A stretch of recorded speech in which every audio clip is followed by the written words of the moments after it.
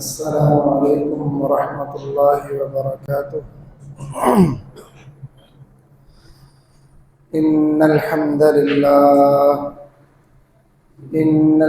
لله نحمده ونستعينه ونستغفره ونعوذ بالله من شرور أنفسنا ومن سيئات أعمالنا. من يهده الله فلا مضل له ومن يضلل فلا هادي له، وأشهد أن لا إله إلا الله وحده لا شريك له، وأشهد أن محمدا عبده ورسوله. اللهم صل على محمد وعلى آل محمد كما صليت على إبراهيم وعلى آل إبراهيم إنك حميد مجيد. اللهم بارك على محمد وعلى آل محمد كما باركت على إبراهيم وعلى آل إبراهيم إنك حميد مجيد. أعوذ بالله السميع العليم من الشيطان الرجيم من همزه ونفخه ونفثه.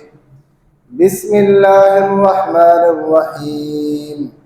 يا أيها الناس اتقوا ربكم الذي خلقكم من نفس واحدة وخلق منها زوجها وبث منهما رجالا كثيرا ونساء، واتقوا الله الذي تساءلون به والأرحام إن الله كان عليكم رقيبا. يا أيها الذين آمنوا اتقوا الله حق تقاته ولا تموتن إلا وأنتم مسلمون. يا أيها الذين آمنوا اتقوا الله وقولوا قولا سديدا يصلح لكم أعمالكم ويغفر لكم ذنوبكم، ومن يطع الله ورسوله فقد فاز فوزا عظيما.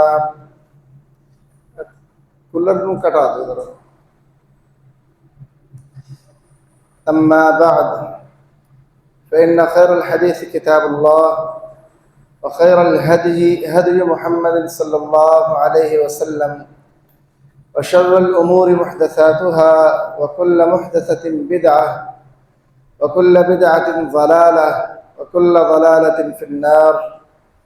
قال الله تعالى في القرآن المجيد: والفجر وليال عشر، और फजर के वक़्त की कसम है और 10 रातों की कसम है। मोहतरम भाइयों, अल्लाह ताला का हम पर बहुत बड़ा एहसान ये भी है कि अल्लाह ताला हमें नेकी के साल भर में मुख्तलिफ मौक़े ऐसे अता करता है कि जिनमें नेकी का अजर आम दिनों से कहीं बढ़ जाता है। और इसी तरह कुछ मुकामात ऐसे हैं कि जहाँ पर नेकी का अजर बढ़ जाता है। मुकामात में जैसे मस्जिद हराम है, मस्जिद नबवी है, मस्जिद अक्सा है, इनमें नमाज आम मस्जिद में पढ़ी जाने वाली नमाज़ों से बढ़कर उसका अजर है। इसी तरह कुछ दिन अल्लाह ने रखे हैं कि जिन दिनों में अमल जो बंदा करता है उसका अजर बाकी दिनों से बढ़कर होता है। और उन दिनों में एक रमज़ान का महीना है कि जिसमें हम सब मुसलमान बड़ा बढ़ चढ़ कर नेकी में हिस्सा भी लेते हैं, नेकियां करते भी हैं। लेकिन रमज़ान से बढ़कर भी अल्लाह ने हमें चंद दिन अता किए हैं। और उम्मत मुस्लिमा ख़ास तौर पर ये बर्रसगीर का जो इलाका है, यहाँ के लोग वो जो रमज़ान से बढ़कर दिन हैं उनसे गफलत बरतते हैं। हालांकि नबी रहमत सल्लल्लाहु अलैहि वसल्लम और सहाबा किराम रिज़वानुल्लाहि अजमाइन और हमारे बुजुर्ग सलफ सालेहीन इन दिनों में बड़ी मेहनत किया करते थे, लेकिन हमारे यहाँ वो मेहनत नज़र नहीं आती। ये है ज़िलहज्जा के पहले 10 दिन, ये शायद कल शाम से शुरू हो जाए या इतवार की शाम से ये 10 दिन शुरू हो जाएंगे। یہ اس قدر عظیم دن ہیں کہ ان جیسے دن سال بھر کے دنوں میں نہیں ہیں، اتنے عظیم دن ہیں یہ 10 دن۔ نبی رحمت صلی اللہ علیہ وسلم نے فرمایا اعظم الایام عند اللہ، اللہ کے نزدیک عظیم ترین دن، اور ایک حدیث میں ہے افضل ایام الدنیا ایام العشر، یعنی 10 ذی الحجہ، کہ دنیا میں جتنے بھی دن ہیں اللہ نے بنائے ہیں ان دنوں میں افضل ترین دن یہ 10 دن ہیں جو ذی الحجہ کے پہلے 10 دن ہیں۔ تو یہ اس قدر عظمت والے دن ہیں، اور اتنے عظمت والے دن ہیں۔ نماز بندہ سارا سال پڑھے، اللہ کو نماز کا عمل بڑا محبوب ہے، لیکن جس قدر محبت اللہ کو اس بندے کی نماز پہ آتی ہے نا جو بندہ ذی الحجہ کے 10 دنوں میں پڑھے، ویسی محبت عام دنوں میں نہیں ہے۔ حدیث مبارکہ میں ہے کہ نبی صلی اللہ علیہ وسلم نے فرمایا ما من ایام اعظم عند اللہ ولا احب الیہ العمل فیہن من هذه الايام، یعنی ایام العشر۔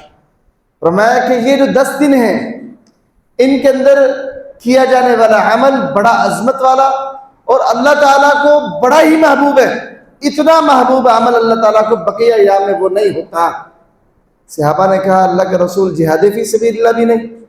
کیا جہاد فی سبیل اللہ بھی نہیں؟ الا رجل خرج بنفسه وماله، ہاں سوائے اس بندے کے اس کا عمل اللہ کو سارا سال ہی بڑا محبوب ہوتا ہے، وہ مجاہد جو اللہ کی راہ میں نکلے، اپنی جان بھی اللہ کے حضور پیش کر دے، اپنا مال بھی اللہ کے حضور پیش کر دے۔ تو یہ جو عمل ہے اس کے لیے کوئی وقت کی قید نہیں، یہ ہر وقت جب بھی یہ کیا جائے اللہ کو یہ محبوب ترین عمل ہے۔ لیکن جو بقیہ اعمال ہے، نماز ہے، روزہ ہے، صدقہ ہے، ذکر ہے، وہ اللہ کو محبوب ضرور ہے، لیکن جس قدر اللہ کو محبت ان اعمال کے کرنے والے پر ان 10 دنوں میں آتی ہے وہ بقیہ دنوں میں ویسی محبت نہیں ہے۔ تو یہ عظیم ترین دن ہیں کائنات کے جو یہ شروع ہونے والے ہیں۔ تو ان دنوں کے اندر ہمیں کمر بستہ ہونا چاہیے، اپنے کاروباری مصروفیات سے وقت نکالنا چاہیے۔ سعید بن جبیر رحمہ اللہ وہ لوگوں کے پیچھے دوڑا کرتے اور ان کو نصیحت کرتے، او اللہ کے بندو ان 10 دنوں کے اندر تم نے اپنے گھروں کے چراغ نہیں راتوں کو بجانے، آرام نہیں کرنا، یہ بڑے قیمتی دن ہیں، راتوں کو سو کے نہ گزارنا۔ لوگوں کے پیچھے جاتے انہیں بار بار کہتے، اونچی اونچی آواز میں اعلان کرتے، ہو لوگوں بڑے عظیم دن آ گئے ہیں، سو کے مت گزار دینا انہیں۔ تو یہ ہمارے سلف صالحین کا طریقہ کار رہا ہے کہ وہ لوگوں کو اس حوالے سے تنبیہ کیا کرتے تھے، آگاہ کیا کرتے تھے کہ یہ 10 دن بڑی عظمت والے دن ہیں، انہیں ضائع مت کر دیجیے گا۔ دیکھو اگر کوئی نعمت آپ کا ہی بڑا بھائی آپ کو کوئی تحفہ دے، آپ اس تحفے کی قدر نہ کریں، آپ کا بھائی آپ سے ناراض ہوگا، میں نے اتنی محبت اور چاہت سے اسے تحفہ دیا تھا لیکن یہ کیسا آدمی ہے، اسے میرے تحفے کی کوئی قدر ہی نہیں ہے، اس نے میرے تحفے کی قیمت ہی نہیں ڈالی۔ اللہ تعالیٰ جب بندے کو تحفہ دیتا ہے رمضان کی صورت میں یا ذی الحجہ کے پہلے 10 دنوں کی صورت میں یا کسی اور صورت میں، اگر بندہ اس تحفے کی قدر نہ کرے تو اللہ بھی ناراض ہوتا ہے۔ تو اس لیے ان 10 دنوں میں ہم نے محنت کر کے اللہ رب العالمین کو راضی کرنا ہے۔ ان 10 دنوں میں ہمیں کیا کرنا چاہیے؟ سب سے پہلی بات تو یہ ہے کہ جو عمل ہم پر فرض ہے ان اعمال کے اندر ہمیں کوتاہی نہیں کرنی چاہیے۔ فرائض کے اندر سب سے پہلی چیز ہے نماز۔ نماز تو سارا سال چھوڑنا وہ جائز ہے ہی نہیں، لیکن ان 10 دنوں میں خاص طور پر ہم نے نماز نہیں چھوڑنی۔ تہیہ کر لیجئے کہ میری 5 نمازیں با جماعت مسجد کے اندر ہوں گی ان 10 دنوں کے اندر، اور ان 10 دنوں میں نماز کا جو اجر اللہ دے گا نا وہ بقیہ سال میں نماز کا آپ اجر وہ حاصل نہیں کر سکتے۔ ان 10 دنوں میں نماز کا اجر بقیہ دنوں سے بڑھ جاتا ہے، اس لیے آپ 5 وقت کی نماز ہے با جماعت مسجد میں ادا کریں۔ اگر یہ 10 دن نہ بھی ہوتے بحیثیت مسلمان، جب ہم کہتے ہیں کہ اللہ ہم مسلمان ہیں، مسلمان کا مطلب فرما بردار ہے، اللہ ہم تیرے مطیع اور فرما بردار ہیں، یہ 10 دن نہ بھی ہو، رمضان نہ بھی ہو، بحیثیت مسلمان ایک مسلمان جب یہ کہتا ہے اللہ میں فرما بردار تیرا تابع، تو وہ ایک معاہدہ کرتا ہے رب سے، اللہ جو تو کہے گا میں مانوں گا۔ اور اللہ قرآن کریم میں جا بجا کئی ایک مقامات پر اللہ تعالیٰ کہتا ہے وَأَقِيمُوا الصَّلَاةَ وَآتُوا الزَّكَاةَ وَارْكَعُوا مَعَ الرَّاكِعِينَ، اور لوگوں نماز کو قائم کرو، زکوٰۃ ادا کرو، رکوع کرنے والوں کے ساتھ رکوع کرو۔ اللہ جا بجا یہ باتیں کہتا ہے او مومنو تم پر نماز وقت مقررہ پر فرض کی ہے۔ حدیث مبارکہ کے اندر بار بار نماز کے قائم کرنے کے حوالے سے رسول کریم لوگوں کو نصیحتیں کرتے ہیں۔ تو ایک مسلمان کے لیے یہ ایام نہ بھی ہوں، ایک مسلمان کی یہ ذمہ داری ہے کہ اس کی نمازیں باجماعت ہونی چاہیے اور وقت مقررہ پر ہونی چاہیے۔ آج ہمارے معاشرے میں نماز کو بڑا ہلکا عمل لے لیا گیا ہے۔ ہم نماز پڑھیں نہ پڑھیں سمجھتے ہیں کہ شاید ثواب دید ہے، ہمارا اختیار ہے، پڑھ لیں تب بھی ٹھیک ہے، نہ پڑھے تب بھی ٹھیک ہے۔ ہاں یہ بات درست ہے اپنی جگہ، اللہ نے تمہیں اختیار دیا ہے، لیکن قیامت والے دن کوئی اختیار نہیں ہوگا۔ اس اختیار کے نتیجے میں جس رستے کو تم چنو گے وہ رستہ ایک ٹھکانے کی طرف جائے گا، وہ ٹھکانہ یا تو جہنم ہوگا یا جنت ہوگا۔ اب اس دنیا میں جب آپ نے رستہ چننا ہے نماز پڑھنے کا اور چھوڑنے کا، یہ دو الگ رستے ہیں، ایک جنت کی طرف جاتا ہے ایک جہنم کی طرف جاتا ہے۔ تو چنتے وقت یہ خیال رکھنا ہے کہ میرا ٹھکانہ کیا ہونا چاہیے، میں نے اپنا گھر کس سوسائٹی کے اندر بنانا ہے۔ تو ان ایام کے اندر خاص طور پر ہمیں نماز کے قیام کے حوالے سے بڑی محنت کرنی چاہیے، چونکہ ان دنوں میں ہم جو بھی عمل کرتے ہیں اللہ کو وہ بڑا پسند آتا ہے، اور اللہ تعالیٰ بندے سے جو محبت کرتا ہے نا، سب سے زیادہ اللہ تعالیٰ کی محبت کو کھینچنے والی چیز فرائض ہیں۔ نبی رحمت صلی اللہ علیہ وسلم فرمایا من عادى لي وليا فقد آذنته بالحرب، جو بندہ میرے ولی سے دشمنی کرتا ہے نا، میں اس کے خلاف اعلان جنگ کرتا ہوں۔ اور میرا تقرب اور میری محبت میرا بندہ سب سے زیادہ فرائض کے ذریعے سے حاصل کر سکتا ہے۔ میرا بندہ اگر چاہتا ہے نا کہ میں اپنے رب کی محبت کو حاصل کروں، اس کا آسان ترین طریقہ یہ ہے کہ میرا بندہ فرائض میں کوتاہی نہ کرے، وہ فرائض کو مکمل ادا کرتا رہے۔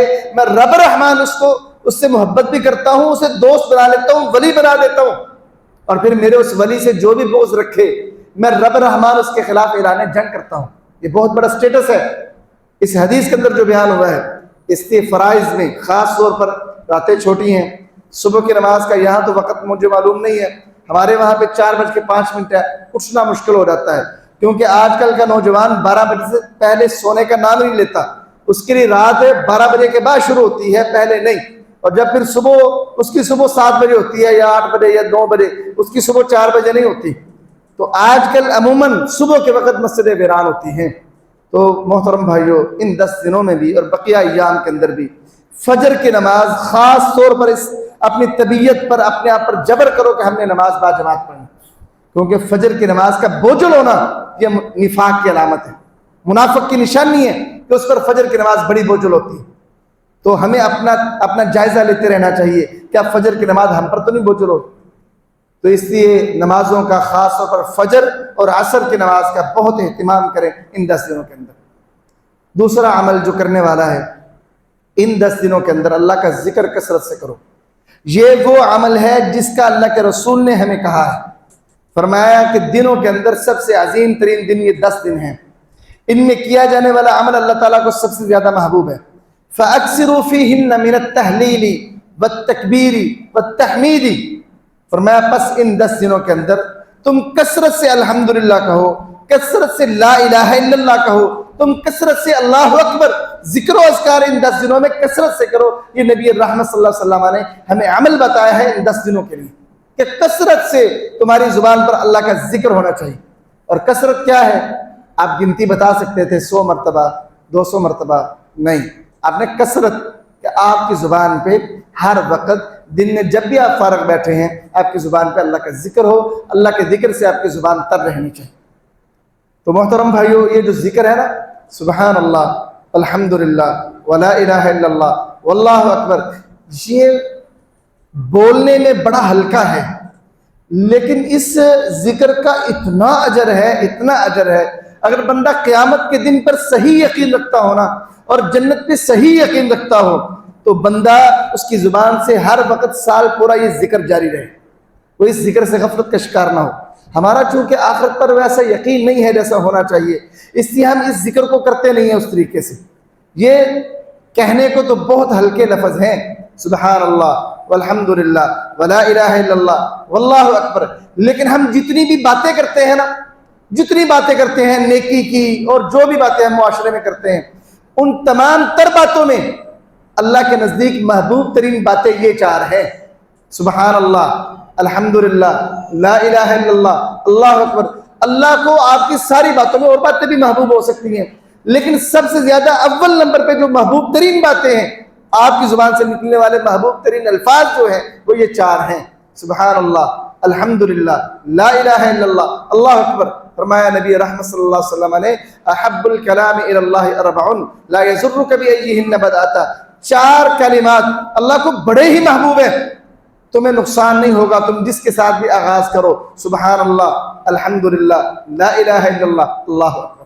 اور صرف یہ نہیں، نبی رحمت نے فرمایا دنیا کے اندر سورج جن چیزوں پہ طلوع ہوتا ہے، دنیا کے اندر جو کچھ ہے، مجھے ان تمام چیزوں سے بڑھ کر محبوب یہ 4 کلمات ہیں: لَأَنْ أَقُولَ سُبْحَانَ اللَّهِ وَالْحَمْدُ لِلَّهِ وَلَا إِلَهَ إِلَّا اللَّهُ وَاللَّهُ أَكْبَرُ أَحَبُّ إِلَيَّ مِمَّا طَلَعَتْ عَلَيْهِ الشَّمْسُ۔ اور میں جن چیزوں پہ سورج طلوع ہوتا ہے، ان چیزوں میں سے سب سے زیادہ محبوب مجھے یہ ہے کہ میں یہ 4 کلمات اپنی زبان سے کہوں۔ دنیا کے اندر سونے کے ذخائر بھی ہیں، چاندی کے ذخائر بھی ہیں، دنیا کی بڑی نعمتیں بھی ہیں، بہت کچھ ہے دنیا کے اندر، لیکن اللہ کے رسول فرماتے ہیں ان نعمتوں کے مقابلے میں مجھے محبوب یہ ہے کہ میں یہ کلمات 4 کلمات اپنی زبان سے ادا کروں۔ یہ اتنے عظیم الشان کلمات ہیں۔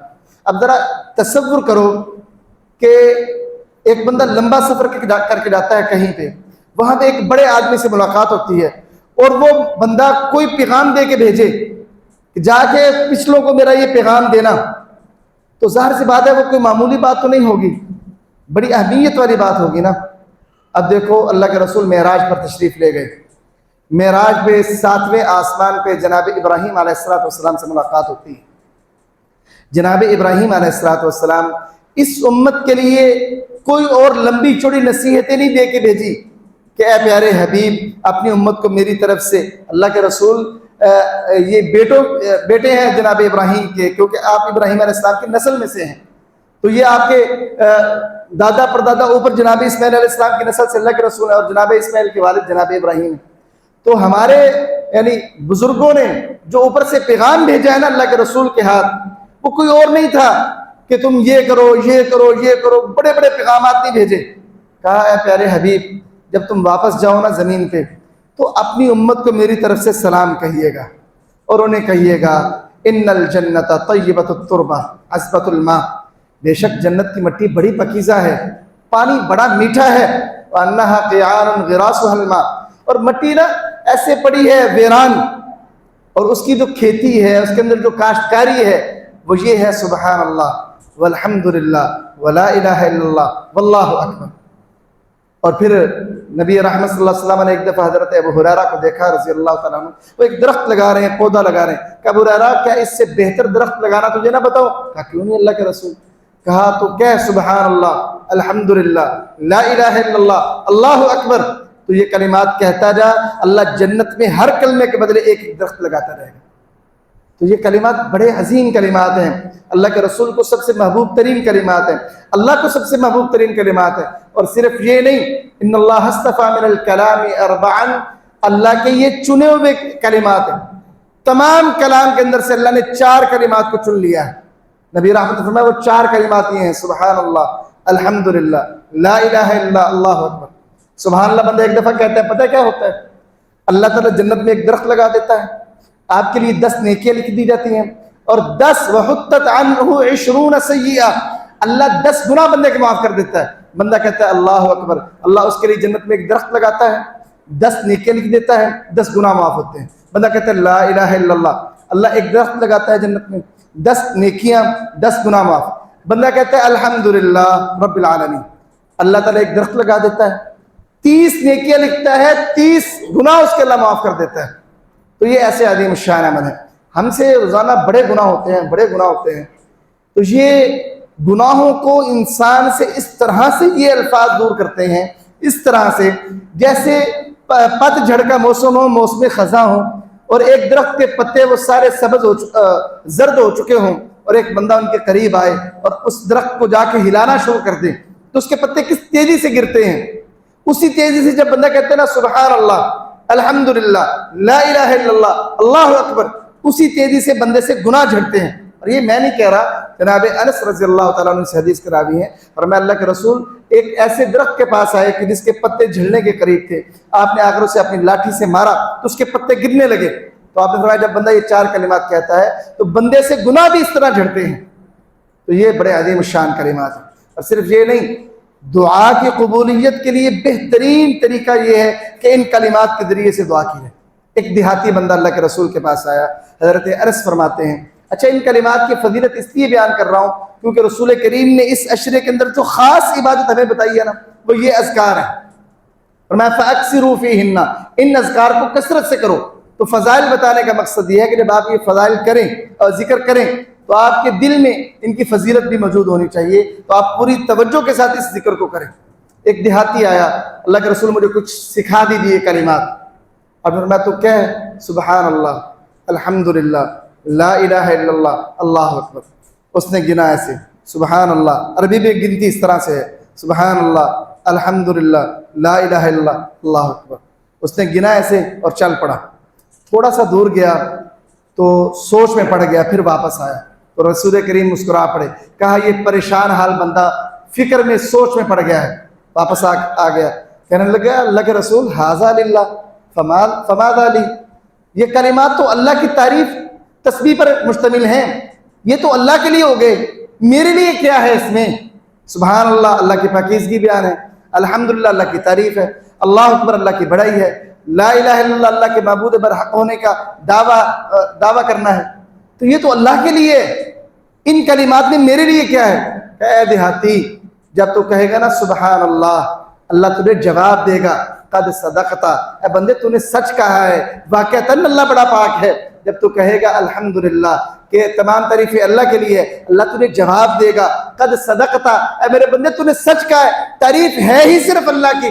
جب تو کہے گا نا اللہ اکبر، اللہ سب سے بڑا ہے، اللہ پھر جواب دے گا اے بندے قد صدقتا، تو نے سچ کہا ہے، اللہ سے بڑی ذات کوئی نہیں ہے. جب تو کہے گا نا لا الہ الا اللہ، اللہ کے سوا کوئی معبود برحق نہیں، اللہ تجھے جواب دے گا اے بندے قد صدقتا، تو نے سچ کہا ہے، اللہ کے سوا واقعتاً کوئی عبادت کے لائق نہیں ہے. اے دیہاتی، جب تو یہ 4 کلمات کہہ لے تو پھر مزید تو یہ دعا کر لینا، اللہم اغفر لی، اللہم ارحمنی، اللہم ارزقنی. جب تو کہے گا نا اللہم اغفر لی، اللہ مجھے معاف فرما دے، اللہ تجھے تب بھی جواب دے گا، اللہ کہے گا قد فعلتو، میں نے کر دیا. تو کہے اللہم ارحمنی، اللہ مجھ پر رحم فرما، اللہ جواب دے گا قد فعلتو، اے میرے بندے میں نے کر دیا. تو نے کہنا ہے اللہم ارزقنی، اللہ مجھے رزق عطا فرما، مجھے میری خواہشات عطا فرما، اللہ کہے گا قد فعلتو، میں نے کر دیا. تو یہ کلمات اللہ تعالیٰ سے بات دعا کی قبولیت، اس کا بہترین ذریعہ یہ ہے کہ آپ یہ کلمات پڑھے، دعا کریں. تو دیہاتی کو اللہ کے رسول نے 3 دعائیں بتائی. کہا ہر دعا کے بعد اللہ تعالیٰ قبولیت کا پروانہ جاری کرے گا. تو کہے گا اللہم اغفر لی، اللہ پروانہ جاری کرے گا قد فعلتو، میں نے کر دیا تجھے معاف. تو نے کہنا ہے اللہم ارحمنی، اللہ کہے گا قد فعلتو، میں نے تجھ پہ رحم کر دیا، یہ نہیں کہ کروں گا، کر دیا. اللہم ارزقنی، اللہ مجھے عطا کر، اللہ کہے گا قد فعلتو، میں نے کر دیا. اس لیے یہ تسبیحات ہمیں انہیں ویسے بھی پورا سال اپنے اذکار کا ایسے حصہ بنانا چاہیے ان تسبیحات کو، لیکن ان 10 دنوں کے اندر اللہ کے رسول صلی اللہ علیہ وسلم نے ان 4 تسبیحات کے بارے میں خاص طور پر ہمیں تاکید کی ہے کہ ان 10 دنوں کے اندر یہ تسبیحات لازمی طور پر تم نے پڑھنی. یہی وجہ تھی کہ امام بخاری رحمہ اللہ اس اثر کو لے کے آتے ہیں صحیح بخاری میں کہ صحابہ کرام کا یہ معمول تھا، کان ابن عمر و ابو ہریرہ یخرجان الی السوق یکبران فیکبر الناس بتکبیرہما، کہ جناب عبداللہ بن عمر رضی اللہ تعالیٰ عنہ اور جناب ابو ہریرہ رضی اللہ تعالیٰ عنہ بازاروں میں نکل جاتے ہیں ان 10 دنوں میں، اور وہ جا کے اونچی اونچی تکبیرات کہتے ہیں، اللہ اکبر، اللہ اکبر، لا الہ الا اللہ، واللہ اکبر، اللہ اکبر وللہ الحمد. اور بازار کے لوگ بھی ساتھ ساتھ یہ پڑھتے ہیں ان کی تکبیرات. ایک ماحول ہوتا پورے مدینے کے بازاروں کا. تو ان 10 دنوں کے اندر ہمیں بھی ان تسبیحات کا کثرت سے ورد کرنا چاہیے، خاص طور پر جب یوم عرفہ 9 ذی الحجہ کا دن آ جائے، فجر کی نماز کے بعد سے جہراً بلند آواز سے ان تکبیرات کا کہنا کئی ایک صحابہ کرام سے ثابت ہے. تو اس عمل کو بھی اپنانا چاہیے. 9 ذی الحجہ یعنی قربانی سے ایک دن پہلے فجر کی نماز کے بعد اور پھر ہر نماز کے بعد بلند آواز کے ساتھ آپ ان تکبیرات کو کہیں. اور 13 ذی الحج نماز عصر تک آپ نے یہ تکبیرات کہنی ہیں. اور یہ عمل جناب عمر سے، جناب علی المرتضیٰ سے، جناب عبداللہ بن مسعود سے، عبداللہ بن عباس اور کئی ایک صحابہ کرام سے یہ عمل ثابت ہے کہ وہ 9 ذی الحج کی صبح سے لے کر 13 ذی الحج کے عصر تک بآواز بلند نمازوں کے بعد تکبیرات کہا کرتے تھے. اور تکبیرات یہ کہتے تھے: اللہ اکبر لا الہ الا اللہ واللہ اکبر وللہ الحمد. تو بہرحال یہ ان دنوں کے اندر بھی ان تکبیرات کا اہتمام کریں، اور خاص طور پر 9 سے لے کر 13 ذی الحج تک تو لازمی بآواز بلند ان تکبیرات کا اہتمام کریں. اس کے بعد جو عمل اس عشرہ کے اندر کرنے والا ہے وہ ہے روزے.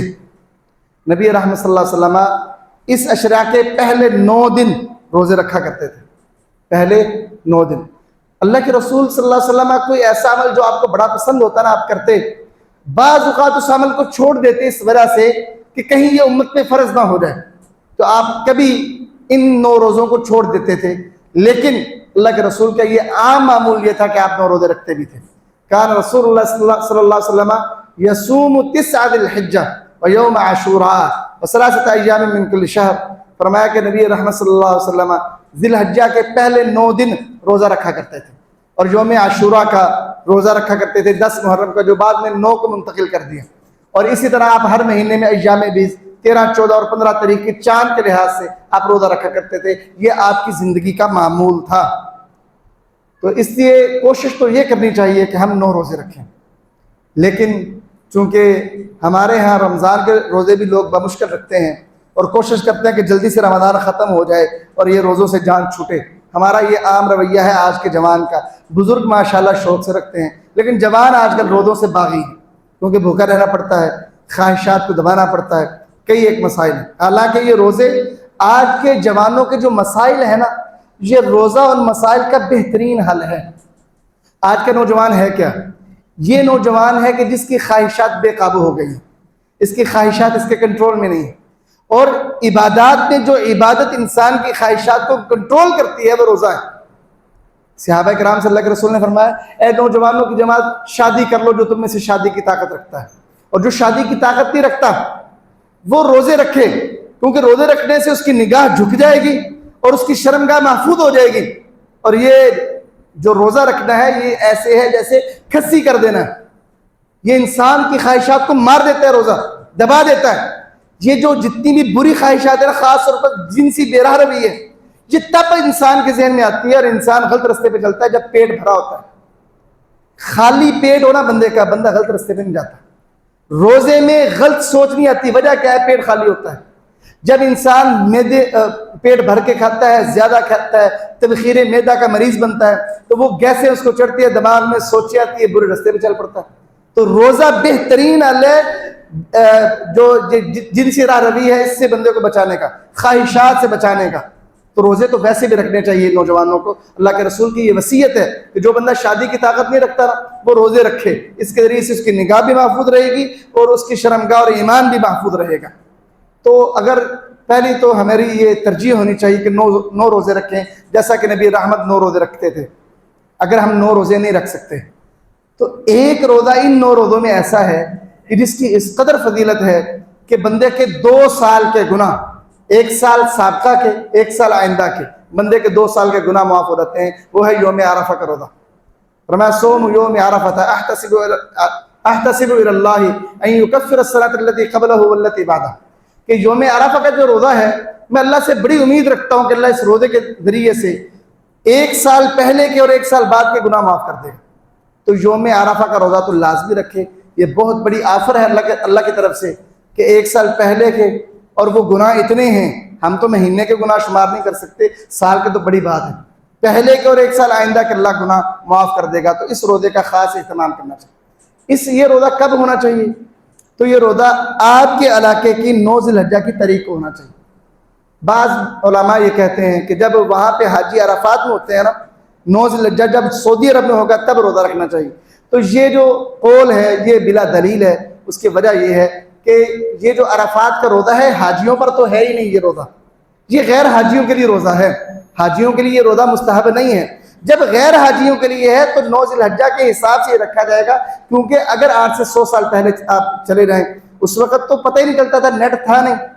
کب وہاں پہ یوم عرفات ہے پتہ ہی نہیں چلنا تھا، تو پھر یہ فضیلت تو مکہ مدینہ تک محدود ہو جانی تھی۔ تو اس طرح اسلام فضیلتوں کو محدود نہیں کرتا۔ آپ 9 ذی الحجہ کو، جو کہ آپ کے پاکستانی ٹائم کے مطابق ہے، آپ نے روزہ رکھنا ہے۔ بعض اوقات دنیا میں ایسے بھی ہوتا ہے، جب یوم عرفہ وہاں پہ ہوتا ہے سعودی عرب میں، کئی ایک ملکوں میں رات ہوتی ہے، وہ تو بیچارے پھر روزہ رکھ نہیں سکتے، رات کو روزہ ہی نہیں ہے۔ تو اس لیے یہ اس چکر میں نہیں پڑھنا کہ جب وہاں پہ 9 ہوگی تب ہم نے رکھنا ہے۔ اگر کوئی پڑھنا بھی چاہے تو پھر ساتھ یہاں کی 9 کا بھی رکھے، وہاں کا بھی رکھ لے، تاکہ وہ اپنا شک دور کر لے۔ لیکن راجع بات یہ ہے کہ یہاں کی جو 9 ذی الحجہ ہے نا، وہی یوم عرفہ ہے، اسی کی فضیلت ہے۔ اس لیے جب وہ 9 ذی الحجہ کا دن آئے، یعنی قربانی سے ایک دن پہلے آپ نے وہ روزہ رکھنا ہے، اور اس کی بڑی فضیلت ہے، اس میں کوتاہی نہ کیجیے، خود بھی رکھیے، گھر والوں کو بھی رکھوائیے، بیٹوں کو بھی رکھوائیے، اور اس کا ایسے اہتمام کریں جیسے رمضان کے روزے کا اہتمام کیا جاتا ہے۔ محترم بھائیوں، اس کے بعد اس عشرے کے اندر ہمیں ایک عمل اور بھی کرنا چاہیے، وہ ہے قربانی کا عمل۔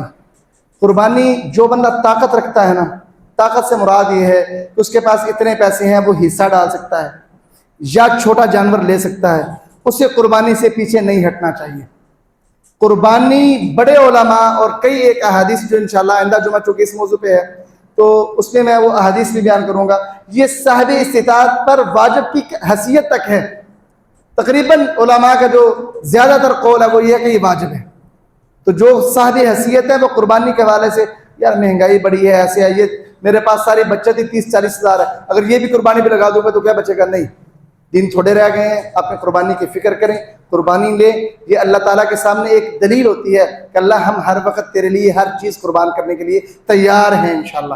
تو اس عشرے کو محترم بھائیو ضائع مت کیجیے، اللہ کے ذکر کے ساتھ، اللہ کی تسبیحات کے ساتھ اس عشرے کو خوبصورت بنائیں۔ اللہ تعالیٰ ہمیں عمل کی توفیق عطا فرمائے۔ ہمارے یہ البرام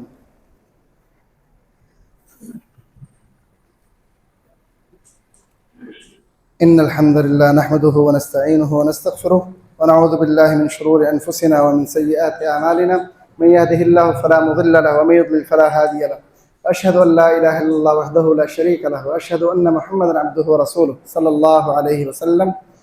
محترم بھائیوں، نبی صلی اللہ علیہ وسلم کا ایک طریقہ یہ بھی ہے، آپ 2 مینڈے کرتے تھے جو جن کے پاؤں بھی کالے تھے، پیٹ بھی کالا، اور چہرے پر بھی تھوڑی سی سیاہی مائل ہوتے تھے، اور سینگوں والے 2 مینڈے کرتے تھے۔ اس کے بعد اللہ کے رسول صلی اللہ علیہ وسلم قربانیاں صحابہ کرام میں تقسیم کیا کرتے تھے، یہ آپ کا عمل تھا۔ آپ 2 مینڈے خود کرتے اور بقیہ قربانیاں جو آپ کے پاس جانور ہوتے آپ صحابہ میں تقسیم کرتے تھے۔ اور پھر آپ کو یہ بھی معلوم ہوگا کہ جو اول دور تھا جب مہاجر مدینے میں ہجرت کر کے گئے ہیں تو مسلمان بڑے غریب تھے، تو صاحب استطاعت لوگوں کو اللہ کے رسول نے کہا 3 دن سے زیادہ گوشت تم لوگوں نے گھروں میں نہیں رکھنا، یہ آپ نے تقسیم کر دینا ہے لوگوں میں، تاکہ جو لوگ سفید پوش طبقہ ہے جو سال کے بعد ایک دفعہ ہی چھوٹا یا بڑا گوشت کھاتے ہیں تو ان کو بھی گوشت کھانے کو میسر آئے۔ تو اسی نظریے کو لے کر ہماری جماعت چل رہی ہے، اور ہمارے ملک میں مہنگائی کی جو صورتحال ہے آپ کے علم میں ہے، اسی پیش نظر پچھلے سال بھی انہوں نے تحفہ عید کے نام سے ایک مہم چلائی، قربانیاں لوگوں سے اکٹھی کی گئی صاحب استطاعت سے، اور ذبح کر کے پھر ملک کے پاکستان کے وہ سفید پوش طبقہ جو مانگتا بھی نہیں ہے، عید والے دن بیچارے اپنے گھر میں بیٹھے رہتے ہیں اور کسی کے آگے دستے سوال بھی نہیں پھیلاتے، ان کے گھروں تک باعزت طریقے سے گوشت پہنچایا گیا۔ وہ نمازی حضرات جو نمازیں پڑھتے ہیں لیکن صاحب استطاعت نہیں ہیں، اب وہ مانگتے بھی نہیں ہیں کہ یار ہمارا چہرہ ہے، ایک عزت ایک وقار ہے، مانگ بھی نہیں سکتے، تو ایسے لوگوں تک رسائی حاصل کی جماعت نے ان تک گوشت پہنچایا۔ اس دفعہ بھی جماعت کا یہ ارادہ ہے کہ ملک پاکستان کے وہ لوگ اور وہ علاقے جو بڑے پسماندہ ہیں اور لوگ بڑے غریب طبقہ ہے ان تک ہم قربانی کا گوشت پہنچائیں۔ اس کے ساتھ ساتھ ہر قربانی جو بھی قربانی کا موقع آتا ہے، غزہ میں ہماری جماعت الحمدللہ وہاں پہ قربانیاں کرتی ہے، اور اہل غزہ تک ان قربانیوں کو گوشت اور پکائی کی صورت میں، یعنی کھانا پکا کر ان میں تقسیم کیا جاتا ہے۔ تو اس حوالے سے بھی ہماری جماعت نے وہاں پہ قربانیاں بھیجنی ہیں، اور اس ملک پاکستان کے اندر بھی ہم نے یہ مہم چلانی ہے۔ جماعت کے نمائندے ہمارے اندر موجود ہیں، وہ اس حوالے سے آپ کو کچھ آگاہ بھی کریں گے، تو ان کے ساتھ سارے بھائی تعاون کر کے جائیں۔ جس بندے نے 3 قربانیاں کرنی ہیں وہ 3 کیوں کرنی ہے؟ اس نے اللہ کے رسول کی سنت 2 کی ہے، آپ عام معمول میں 2 کرتے تھے، وہ تیسری صدقہ کرے جیسے اللہ کے رسول کرتے تھے کہ جتنی زیادہ قربانی ہوتی ہے وہ تقسیم کرتے تھے، تو آپ وہ تقسیم کرو لوگوں میں، گوشت کر کے بھی تو آپ نے تقسیم ہی کرنا ہے نا، تو آپ مکمل قربانی کسی کو دے دو، تقسیم کر دو۔ تو اس طرح وہ مکمل قربانی آپ جماعت کے حوالے کریں۔ وہ اہل غزہ تک بھی پہنچے گی، اور آپ کے بھائی جو سفید پوش طبقہ ہے مہنگائی کی وجہ سے وہ اس مرتبہ بھی قربانی نہ لے سکے گا، اس تک بھی انشاءاللہ گوشت تحفے کی صورت میں، مانگتے ہوئے نہیں۔ ہمارے ہاں یہ جو مانگنے آتے ہیں وہ تو لے جاتے ہیں حصہ، سفید پوش طبقے کو کچھ نہیں ملتا۔ انشاءاللہ ہم ان تک پہنچ کر ان تک بھی یہ گوشت پہنچائیں گے، تو تمام ساتھی بھرپور تعاون کریے گا ہمارے بھائی کے ساتھ۔ یہ ایک تربیتی نشست ہے 17 مئی کو بروز اتوار بعد از نماز مغرب۔ یہ جو مسجد ابو بکر ہے رحمۃ اللہ عالمین اسلامک سینٹر بھگت پورے کے اندر، مغرب کے بعد اس کے اندر جماعت کے مفتی آ رہے ہیں، مفتی عبدالرحمن عابد صاحب۔ فتویٰ کی فیلڈ میں ان کو بڑی مہارت حاصل ہے، جدید مسائل کے حوالے سے بڑی مہارت حاصل ہے، اور ان کا یہ ایک ان کی خوبی ہے کہ وہ تمام تر مسائل کو قرآن و حدیث سے ہی صرف بتاتے ہیں، اور اس میں کسی قسم کی وہ نرمی نہیں دکھاتے، یعنی اصل قرآن و حدیث کے مطابق مسائل بتاتے ہیں۔ تو ان کے درس میں لازمی شرکت کیجیے، اور آپ کے جو بھی مسائل ہیں ان کے سامنے پیش کیجیے، انشاءاللہ ان کا قرآن و حدیث سے آپ کو جواب ملے گا۔ تمام بھائی اس تربیت نشست میں شرکت کی کوشش کیجیے، جزاک اللہ خیر۔ اما بعد فإن خير الحديث كتاب الله وخير الهدي هدي محمد صلى الله عليه وسلم وشر الأمور محدثاتها وكل محدثة بدعة وكل بدعة ضلالة وكل ضلالة في النار۔ سبحان ربك رب العزة عما يصفون وسلام على المرسلين والحمد لله رب العالمين۔